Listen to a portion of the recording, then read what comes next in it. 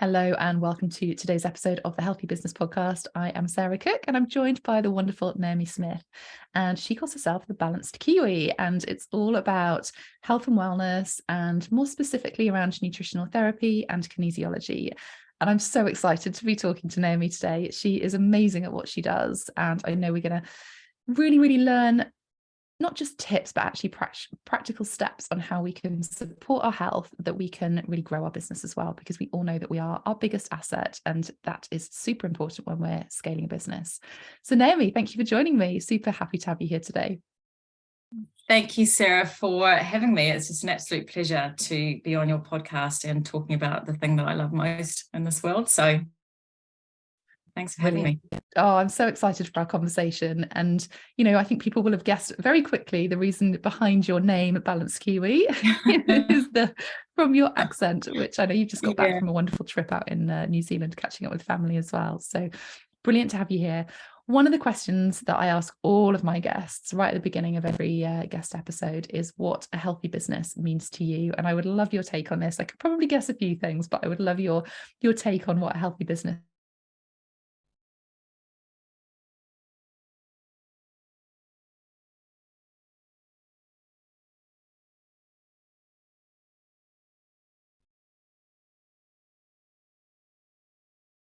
Sorry, I just lost you.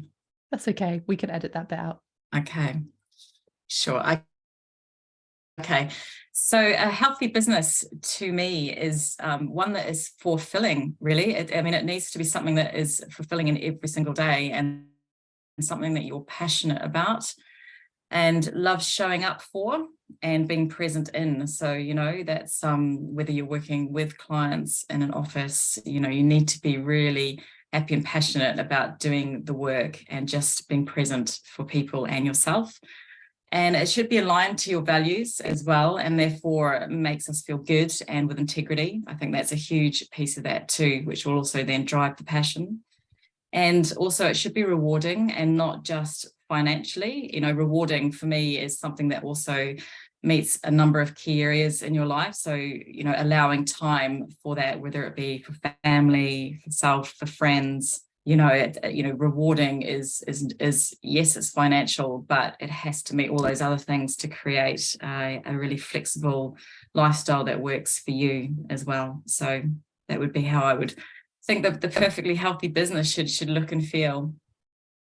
Oh, you covered so many things there. I think you're so right. It's really important to have that, the results, yes, but as you say, it's that inner fulfillment, that happiness, and the other parts of reward that aren't just financial is really key as well. And I know you're so passionate about having that lifestyle as well, that is that balance side of things. You know, it is, yes, it's about working in a way that feels good, but actually doing things in a way that feels good, and that comes from our inner health and health. I think health is almost, when we think about health, people always think about the, you know, physical health or emotional health, and that is important, but actually, you know, how fulfilled you are, the meaning of it, how rewarded you feel, the happiness, the passionate side of things, that has to come through, and that is all part of health as well, isn't it? Absolutely. You know, I think when we hear that word health, people just automatically assume, you know, that it has to be like a physical or mental aspect. And also often when we talk about health, people always assume a negative connotation with it. But it means so many things, you know, and that's why I think that the health and wellness piece together is huge, because it literally affects everything and every thought process and everything we do. Literally, it's not just defined as one thing. It's generally everything around us as well. So yeah. So important. And I think it's one of the things that I see from business owners, that they're pushing so hard for results and they want the strategy and they want all of those things, and that's brilliant, but actually none of that can happen if we aren't in the right mindset, or we don't have the energy to be able to support actually implementing that strategy as well, or even of the products and services that we are putting out there. And so many people come to me and say, oh, just really struggling with sleep, or really struggling with energy. Like, how do I do this? And I think those are two key things. And I remember having conversations even with my own doctor last year, And she was just like, well, you're just a busy mum. And I'm like, yeah, I kind of know enough about myself and health to realize that this isn't necessarily a normal phase or whatever. And, our bodies change, our lifestyles change, and that's all okay, but we still need the energy. And I think we're very good from a societal perspective of just going, but we're all busy. Stress is there. Stress is normal. Like, life should be tricky. And I really want to challenge that. And I really want to kind of have that conversation, I suppose. I think more time we have this conversation of actually we can find easier ways to do things, or ways to support ourselves as business owners, as mums, as carers, whatever that looks like outside of business, to be able to feel happy and have that emotional well-being as well as physical well-being. What are your thoughts on that? I'd love to kind of delve into this more. Yeah, so there's a few things that you've just mentioned in there already, and that's the thing. I don't think this has to be complicated for people. I think people often think this has to be really hard work to change how we're feeling, or it's going to cost a lot of money to change how I'm feeling. And actually, it could be really simple. I mean, we were talking about water before, but even just a glass of water, like, I don't think people, and probably 95% of people that I see are dehydrated, and they just don't even realize, and I think people think they can survive on, a few glasses of water, or they just feel thirsty. But actually, if you're drinking because you're thirsty, you've often left it too late. And the power of even just a glass of water is huge, just even from mental clarity, to stand up and stretch. It's just simple little things that we can incorporate even when we're really busy, that can be done, that help us create more energy. And on the sleep thing too, like, sleep is obviously a huge aspect for people. I think particularly when it comes to sort of slowing down in the evening and switching off our brain. We do live in a world that is just crazy busy with, lots of external factors, things that, a couple of generations ago were just never on the radar, and as a mum especially, the things also, you add in all the school bits and all the extra admin that goes with that, and kids to look after and feed. And, it's on top of that, trying to also work, have our life, worry about all of those things for the family. Yeah, I mean, it's just, how can we find the simple ways to switch off in the evening? And I have done some presentations on this, and sleep is one that I'm quite passionate about too, because it's not complicated, but it does require some change to habits. And I think that's the thing. If you're prepared to just make a few tweaks and try to recreate a new habit, actually some of these things could be making your life so much easier. Stress is something that we definitely all have. Again, this world is just full of it these days in a way that I don't think it ever used to be. But again, I think when we think about our approach to stress, it's often our own mindset or our choice on how we react to the things going on around us. And, we do have a choice about how we react to things. And, again, I sort of put it in the, is it something to really give my energy to bucket? Like, is this something that I really need to worry about and stress now? Or is it something that I can just pop in that bin, and let it pass through? Because, and actually a wonderful example is my partner the other day had a blood test for something, and there was a slightly high level on something, and he literally was having a meltdown about this. And we had these conversations. It was like, but why are you choosing to be this wound up? I mean, it was literally taking over his entire life. And we had a few sort of arguments about this as well, because I couldn't see why he was making a choice to worry about something that was A, out of his control at that time, and also B, something that he really didn't have any information to suggest it was bad. So when he did actually go a week later to get a bit more of an in-depth diagnosis, it turns out that this original little result had actually been incorrect, and everything was perfect. So I just was sort of like, so here we are a week later, all the stress, all the tears, all the upset, all the worry. And, was it worth it? Like, actually, if we just put it in that bucket of, well, we don't have any direct need at the moment to worry or stress about that, we could have just carried on. And so much energy could have been saved from that. And I think, it's human nature. I think we do have a tendency sometimes to sort of want to maybe worry or be concerned or make sure things are okay. But equally, it's a little bit of stress is healthy. I do think that we need to be a bit challenged, and a bit of stress on the body is not a bad thing. We're designed to handle that, and it's good for us. But I do think there's a massive piece on the mindset around our approach to stress, and just making a choice when things happen. If things are making us feel like we want to be stressed, I think we just need to ask ourselves those simple questions of, is this really something that I can influence or control right now? Is this something that I really, really need to upset the course of my day or my life right now to worry about? Or can it be managed in another way or another thought process, or in the worry about later bucket, I love anyway, that. so I know that I've talked a lot Huge. about that same topic, but it's, I see so many people just choosing that path of worry and stress, when sometimes it's just about stop, breathe, just take a second, and then, then reflect on it. Is it really something that we need to take on board right now? So important to remember that. And I think, when we're in business, or even just in life in general, as you were saying, curveballs can come left field, and they're always going to come left field. Like, we don't plan for curveballs. We don't expect things to go wrong. But I think it's almost that expectation, isn't there, that we know there are going to be challenges in life. We know that things are not always going to go simply, smoothly, plain sailing, however you want to describe it. That, as you say, we get to choose how we respond to that. And if we acknowledge that challenges are going to happen, and, whatever you call them, obstacles, road bumps, then I think it's just, how do we navigate through that? Because being stuck in that place, it's not actually going to help you. It's not going to help anyone around you, other than making you feel uncomfortable. And that stress can have a massive impact on your health, as well as then the decisions that you make around that as well. And yeah, it's really interesting.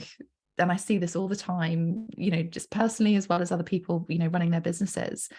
Things don't always go to plan, and that's okay. It is life. But again, as you said, how we choose to navigate through that, around that, just makes such a difference. And, I've been learning all about this from a sort of positive psychology perspective, that is there really any point in dwelling on it? And of course, as you say, a bit of stress is actually really useful. That adrenaline, that kind of fire, we want to, we are natural fixers as human beings.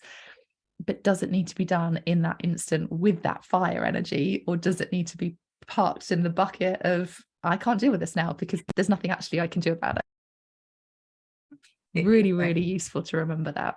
Yeah. Yes. Well, one of my favorite little examples of this too, which I'm sure people can relate to, is that feeling of being late for something. And I used to get this a lot when I was living and working in London. Inevitably, most days on public transport, I would be maybe sitting on a bus or a tube, and would be running late, and I knew that I was going to be late for work. And and it was amazing, that process of, oh my God, and the worry, and I'm going to be late, and oh my God, and what are people going to think? But at the end of the day, it's like, again, it was a good opportunity for me to practice the self-talk around, well, at the end of the day, it's outside of my influence right now. Even if I'd left a bit earlier that day, if there's been, a tube delay or accidents happen, there's actually nothing you can do while you're sitting there to control the outcome of that. So actually, me spending the next, say, 20, 30 minutes stressed and worried about that is going to just mean that I'm going to turn up to work, even more stressed, even more worried, not getting a good start to my working day. I can't change that. And, and even though I don't have to do the tube and bus anymore, these things can happen also just driving in the car. But is it really worth us sitting there stressing in a car with lots of traffic around us, potentially going to have an accident because you're so worried about that? Then actually just maybe sitting back, taking a breath, just going, it is what it is, and that's also okay, and I will get there when I get there, and then we start afresh. I had exactly that situation last week. I was doing a client strategy day in London, and I was driving, and what should have taken me a 45-minute journey was over 2 hours, because there was an accident ahead of me and I literally couldn't do anything about it. I mean, I'd left an hour and a half knowing that it was going to take 45 minutes. So I'd left plenty of time to get there early and all that kind of stuff. And you do have that panic, especially when someone is waiting for you. And I just went into that exactly as you said, and just went, do you know what? If I'd have left any earlier, I could have been in that accident. And I've now actually got this time to listen to a podcast, do some self-development, or get into that space of reframe rather than stressing about it. Of course, I let the client know. And actually, I was only about 20 minutes late from when I should have been there because I'd left plenty of time. But I could have spent that whole 2 hours stressing and stressing and stressing. And as you say, that's not going to help anyone. And actually certainly wouldn't have helped my client, as I'd have turned up stressed and she wouldn't have got the best out of me. So I love that idea of choosing the moment as to how to react. I have got a question for you though around this, because we all deal with different people, whether it's someone that as a colleague or family member or someone in our team, where they might choose to react differently, a bit like your partner. How do you help somebody else manage that if you are, because I think a lot of us, especially us women, dare I say it, are quite good in kind of managing things and kind of juggling and reframing stuff. If we recognize somebody else is not so good at it, how do we help, not coach them, but how do we help them reframe things and going, actually, let's think about this from a different perspective? Because I know that can feel quite challenging for some people, especially if it's someone in your team, or maybe if it's a client of yours, then you're thinking, gosh, this is heavy. How do I help them move through this? What are your sort of recommendations on that? So that's a great question. And I think it's also in business, there's also going to be two types of people: those that also want to help themselves through that, and those that don't. And I say that because often, for example, if it was a client, they're probably going to be talking to you about that anyway, because they want your support through that and they're willing to take things on board and talk with you. If it's, often even a friend, if someone's approached you to talk about stuff, then they're maybe more likely to be wanting to be helped to calm down or have a different approach. I guess, I love the word reframe. I think it's really important to sort of help them sort of understand that there's not just a one scenario in their head around whatever might be going on. I think my first port of call is normally, and even for myself, it is just stop, take a breath, take a couple of breaths. Right. So then we're breathing again and we're thinking a bit more calmly. And then I think it is just about, so what is the issue? Let's look at that as a fact and go, well, just break it down. And again, there's different layers of stress. There's the choosing to worry about the blood test that wasn't actually saying anything either way. There's also the level of stress that actually, my car has just been hit. I'm a bit shaken up, So, but I guess the same tactic of, the stop, breathe, calm the mind, and then let's talk this through. If it's someone that genuinely has had a shock and the stress is quite sort of real and they just need sort of calming, then, depending on who it is too, a hug, a cup of tea, just talk it out, let them speak, actually might just be the thing to just get it off their chest and move on. If it's someone that's sort of choosing to dwell on a scenario, that might not be the case, that they're just firing off down that rabbit hole, not realizing that there's actually loads of other paths that it could be. I think it's just, again, helping them understand that actually, until we sort of get to that path, we don't know either way. It's sort of just reminding ourselves and them of, what the actual facts are. And, again, I think that one of my favorite quotes is, for things to change, first I must change. And I love that for so many reasons, but it is ultimately that point of, look, for anything to change ultimately in your environment, and it can be any environment, but in your life, if you need things to be different, you actually have to change something first.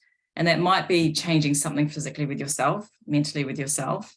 It also could be changing something about your attitude, the environment in which you're in. But ultimately something has to shift, or the decision needs to come from you, or change to happen, Yeah. So, if you're gonna, there are some people, and I know a couple that just want to stay on the path of stress, and there's actually not much you can do about that, and that's okay, because that's their choice, and that's their journey. But there's also so many people out there who I genuinely don't think they want to be feeling so stressed all the time. They just don't have the tools around them and the coping mechanisms to know kind of how to get out of that. So there's an article that I wrote, which I don't mind sharing with you, on stress, actually. And in that, there were sort of a number of different little tips and tricks, if you like, to sort of manage your way through that.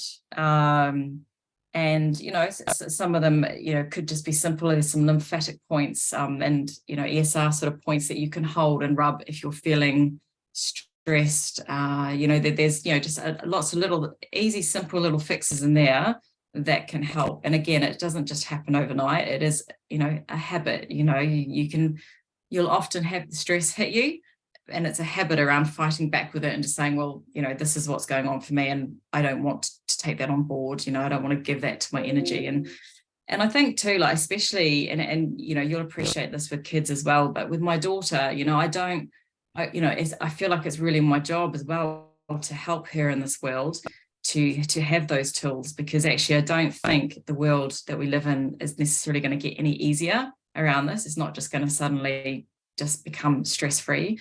So I think, it's actually my job to help support her and give her the tools. And, I can see that part of her too, that sometimes goes into the worry of something. And, again, it's just like, well, okay, what can we do about it? Is this really something that we want to waste our energy on? I think it's just having those conversations and giving her also the little tools that she needs if she needs to talk about something, or, if I'm not around, what could she do to help calm herself down or make a different choice, Yeah, it's so important to have that toolkit, I think. If people feel like they really don't have any support to get through stress, then definitely it's finding a few tips and tricks that work for you to help you get out of that state in a quick and easy manner. But I'm happy to share the article with you as well. Yeah, definitely. We'll make sure that link goes into the show notes, so check that out as well. It's so useful, and it's an area that we could spend the whole whole podcast episode talking about. It's a huge one, isn't it? Yes, it is. What I would love to kind of work through this is, because obviously it's one of those things, but actually, when we see it as kind of an emotional side of things, but actually it can have a huge impact on our physical side of things. And looking at how we can support ourselves from an energetic perspective, and boosting our energy, the hydration you spoke about, and actually our body being in its best physical form to be able to cope with some of these things as well, has a huge impact. We touched a little bit about sleep and rest, but with me some other things that we can do to help boost our energy, not the kind of the restful side of things, because I know you're a nutritional therapist, I know you're a kinesiologist, and just bringing in some of that around, what actually helps not just lift our spirits, but actually, thrive in life, rather than feeling like we're on this kind of constant treadmill of stress or, survival mode, because that's not fun for anybody. We want to be able to thrive. We want to be able to enjoy, and going back to that kind of happiness that we were talking about previously as well. So what are some kind of quick, it doesn't even have to be quick, but some tips that people could kind of, introduce us? And as you say, it becomes habitual, doesn't it? As soon as we start having these as habits in our regular everyday, that's when it starts to make a change. It's not a kind of quick 1-minute hack and then everyone's sorted, but actually introducing some of these things into our everyday life. Sure. Yeah. So again, energy, yep, it's a huge one, especially with sort of most people's diets today. That sort of has a sort of opposite of effect of what we're trying to achieve. So I guess quick wins for energy. So yes, there's the water. There's, where possible, even when you're really busy, trying to eat a bit more sort of raw sort of fruit, veg, if you can, if your system will tolerate that. Obviously, if you've got other issues going on digestively, then maybe raw food isn't going to be the number one solution for you. But energy, like sort of nuts and things, if your diet can permit that, then some quick, easy sort of snacks can help with that. I think movement is huge as well. So even if you've got a really silly busy day and you feel like you can't even make time to do a half an hour workout with, I don't know, Joe Wicks, or get to the gym or go for a walk, get fresh air, get up and move. There's a lovely little thing that we used to do with the kinesiology too, which is something called cross crawl. Really simple, only needs to take a few minutes, but it's and I can't really obviously show you on a podcast, but yeah, it's just a very quick little movement. Basically, it's a coordination type movement with sort of hands and knees and hands and feet and stuff, but just as you're marching on the spot. And again, it's just a really quick, easy way if you're sort of stagnant in front of a laptop, or even if you have been moving around, but your mind is full. Sometimes if you have a job that you are moving, but your mind is just so chaotic and busy, go take yourself away for a few minutes at the coffee room, or outside, or in the toilets, wherever it needs to be, and just have that little break. Just give your mind some quiet space. I think all of these things ultimately do also help with the energy, because you're taking a break from the stress and the heavinesses that are weighing you down, and you're just blasting it for a minute. So again, those are the sort of the quick ones if you're in a really busy environment. Obviously, if you have a bit more time to play with, then, and this is a particularly good one for me, but I know that I don't function so well if I don't get exercise, and it affects so many areas of my life actually.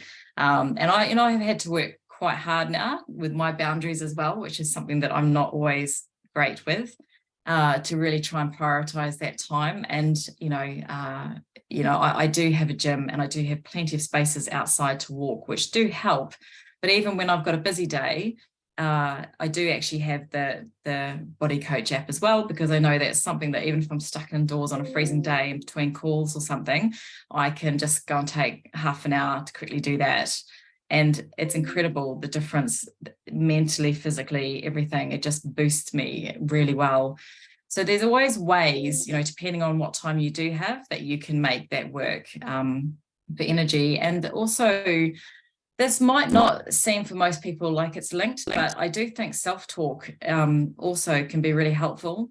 That sort of positive self-talk. I know that I've had clients that have really struggled, and I think it's the self-talk saying, oh well, I can't do that, or I'm feeling low, or I'll just go into that place of not having myself feel energetic. And I think there's definitely something again with the mindset of, okay, how can you reframe that, or talk to yourself about something different, tell yourself you can, that you're worth it, that you are good at that.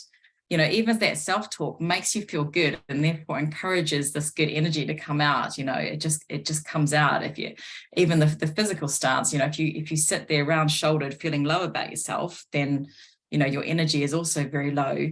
If you stand up tall and you're telling yourself, actually, you can do this, you're great, carry on, and even if you just fool yourself, just say, I've got loads of energy. Again, I think it's just that mind shift. If you convince yourself that you have got it, you probably have got it. And so again, true. all these really things are, they're actually free to do. Yeah. And they are all easily incorporated into your life, but again, it's just having those little tips and tricks in your toolbox, basically, to sort of help you get out of the funk that you're in, and get up and moving, really. So yeah, I think and the combination of all of those together is so important. And it's almost finding your own toolbox, isn't it? I remember struggling really badly last year with sleep, and waking up and just telling myself I was just so tired, like, how am I going to get through the day? And then I thought, you know what, I'm going to reframe this as I've got enough energy to do the things that I need to do that day. And it made such a difference to my mood, but also how productive I was and that kind of thing. And yes, I was physically tired, but actually, because I told my mind, I was like, okay, what do I need to do then to allow myself to get through that day in a way that I need to? And I've obviously been working on my sleep and things, and I'm now in a much better place. But I think, it is that power of self-talk, or doing the things that you can do, like almost that self-awareness. Like, when are you having those energy dips through the day? Like shifting that and telling yourself, okay, well, if I know if after lunch I'm going to have an energy dip, what can you put in place? And this is where the habit comes in. Is it about going for a walk or doing some movement at that time that allows you to boost that energy rather than stay in that funk for longer? Because it's the power of it, the combination of things, I think. But you have to know where those triggers are for you, and that self-development, but also that self-awareness piece is huge. And I think you mentioned it a little bit earlier about that self-responsibility of, actually, if you wanting to have success in business, if you're wanting to feel happier or more energized in life, like, we have to work on ourselves. It is a constant journey. And I think that's really important to remember as well. It isn't just a, one thing that fixes all, because life changes and we have different days every day. And I think that's really important as well. One thing you touched on there was this kind of idea of, being mindful of what's going on. It is a link to that kind of self-awareness. And I know mindfulness is something that you're quite big on as well. If that's quite I know some people and some of the listeners might be thinking that mindfulness is a bit kind of woo-woo, or does it really work, or that kind of thing. And I want to bust a few myths around this a little bit, because for me, it is about that self-awareness and, actually being mindful of not just your thoughts, your actions, your beliefs, all that kind of thing. But there's so much more about mindfulness. And yeah, I'd love your take on this too.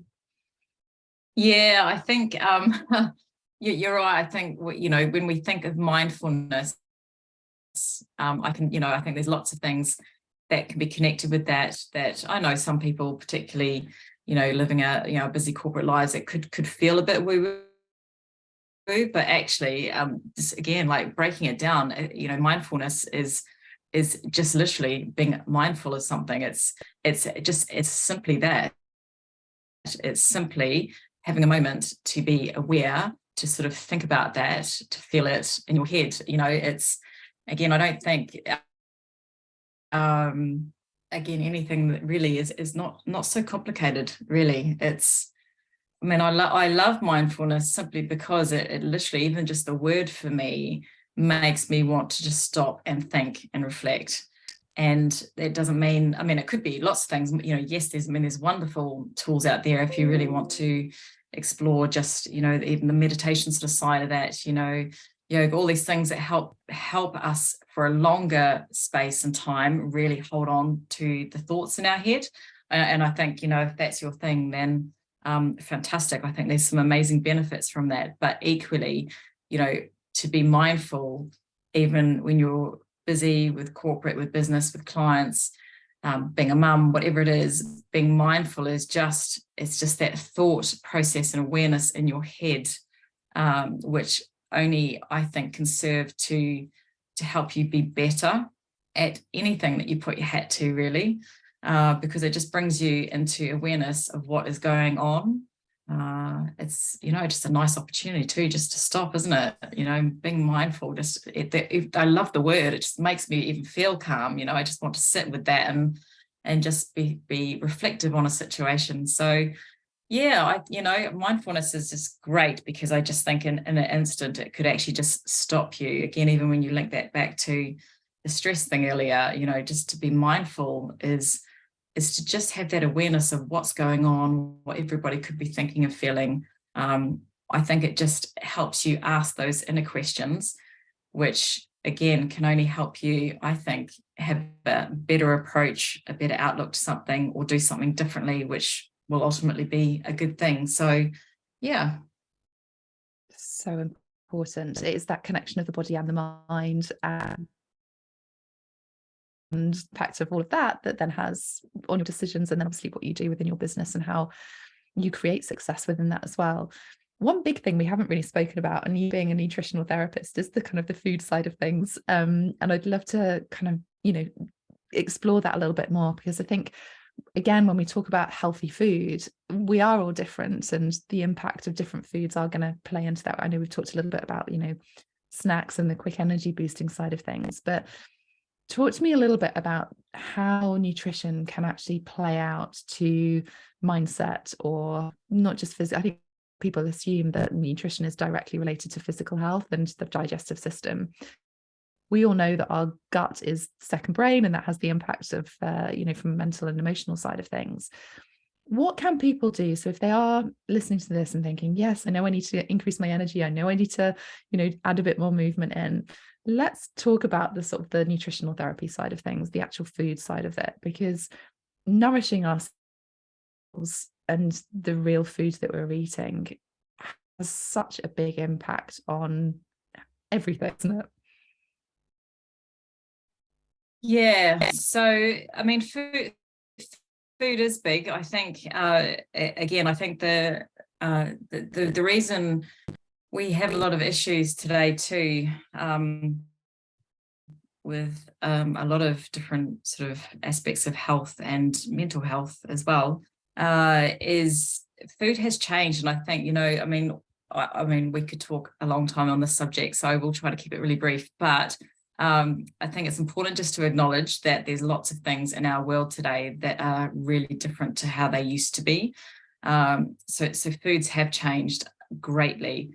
And we go to a supermarket now and we literally are just blasted with so many processed foods. And even the ones that are advertising as healthy, often aren't, and again, depending on what people's needs are, I think it's always my top rule at the supermarket is just double check those ingredients at the back. And, if you, first of all, if you don't understand what half of them are saying or what they mean, then probably it's not going to be a good thing. Yeah, so and true. it should be simple. Yeah, exactly. Right. Like even I look at some and I'm like, oh my God, what on earth is that? Never heard about that before. So, I'm just, ideally you wouldn't have that as something in your staple pantry. So yeah, I think so life, I think what I'm trying to just say up front is that I know life doesn't make it easy for us. I think there's already kind of a wall there that we need to climb when we're trying to make good choices. But keeping it simple is really just, just trying to have whole foods and, foods that are just in their natural form. Even if you don't choose organic, again, that's another topic. Organic is great, obviously, as well. But even if you don't go organic, just try to keep it simple when you're choosing foods. And I think the idea about having a balanced plate is just fantastic. Like I think that's certainly when I'm doing all my coaching as well, this is a big bit that comes up for people. There's lots of different foods that you can have, and I'm definitely not somebody that wants people to start cutting out lots of food, unless you have to for a short period of time to get through a particular health issue. I want people to enjoy food, and I, for one, love my food. I just, I've always grown up having a real appreciation for food. There's not much actually that I wouldn't eat, but this whole idea of blood sugar balancing is, oh, are you there?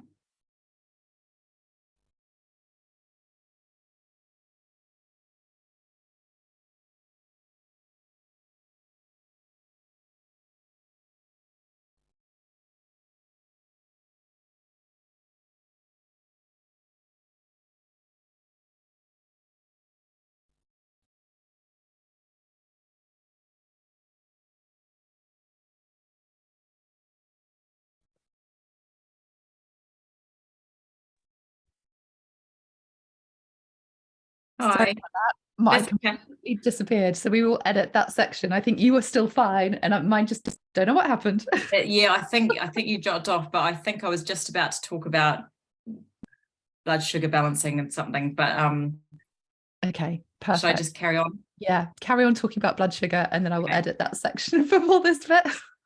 Sorry, I've no No, idea. that's fine. I've been Subject losing you a happens. little bit actually, but I sort of got the flow, I think, Okay, perfect. of what you were asking. So yeah, so the importance of having a meal that is balanced, again, is just one thing that would advise anyone to do, and really from the purpose of just making sure our blood sugars are stable, because obviously when they're not, we have all sorts of things that go on around that, whether it be weight gain or, again, we have the low energy dips, especially when our meals aren't balanced. So again, it's quite linked to a lot of things. So if we can just keep our snacks and our meals balanced, and when I say balanced, I mean having a mix of, a protein with a healthy fat, and it can be a carb, so you can have carbs as well, but obviously we've got our different types of carbs. And I know I don't have time really to, obviously this isn't a nutritional lesson, but just keeping it simple with our food, and just trying to make sure that with each meal you've got a blend of one of those, or a couple of those in a meal.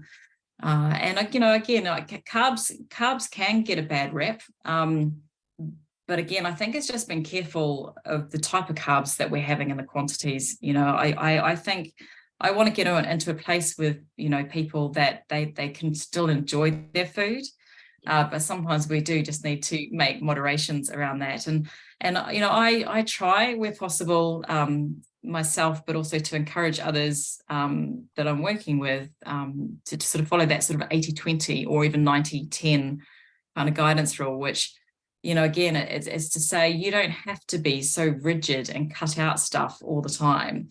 If you are majority of the time making sensible choices, good, simple, easy choices, then it's okay to go out and have that meal out, or splurge on that ice cream if you want it when you're on holiday. We should be able to do these things. I think the one thing I don't think we should be doing is taking out some of the enjoyment of our lives, because that whole thing about being fulfilled and feeling good, all of those things are connected. And but actually the reality is we don't feel fulfilled and good when we're all the time eating food that isn't good for us. So I think depending on what stage of the journey you're at with that, some of us know what we're doing already. Some of us generally eat pretty well, but even if you're not, sometimes just making those simple changes, to a meal, or to that habit of where you're picking up your breakfast or your coffee, again, it could just be starting with one simple change just to sort of amend that cycle.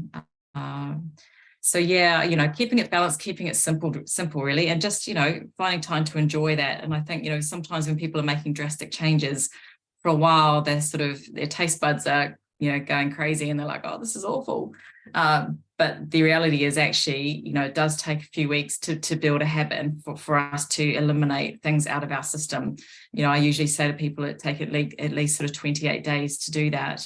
And then once you sort of push through that barrier, actually, people find that actually, wow, this is actually just a whole world of gorgeousness that I just didn't know existed, So yeah, so that's sort of, I guess, my overall sort of guidance on sort of healthy meals and healthy eating. Because I think it's a big thing, because when we are busy, we tend to go for the quick and the easy, whether it's food options or snack options. And yeah, it kind of goes back to that mindfulness, doesn't it, of actually, is this nourishing my body? Is this making me feel good longer term, not just in that 2 seconds of eating whatever, but recognizing that we can indulge in those things. Like, I love that 80-20 rule of just going, do you know what, if I want to have that ice cream or that chocolate or whatever that looks like I'm a massive chocolate lover, but I don't eat it all the time, because I know that long term it's going to have that energy drop, rather than, when I'll look at doing something else. And it's just, it goes back to that self-awareness, I think, as well, doesn't it, of what is the impact on you and how you feel afterwards. But